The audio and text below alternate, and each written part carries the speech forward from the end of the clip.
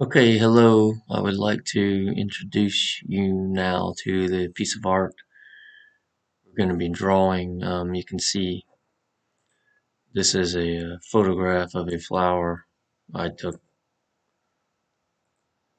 somewhere around where I live. And you can see most of the colors are going to be some white, some yellow, some green, and a lot of different shades of those.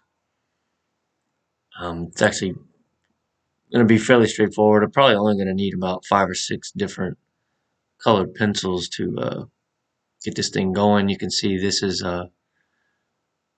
what the gridded copy is going to look like here. And throughout the process, we're going to be zooming in to see more details and let the grid sort of guide us, help us with the proportions, and just go ahead and get started.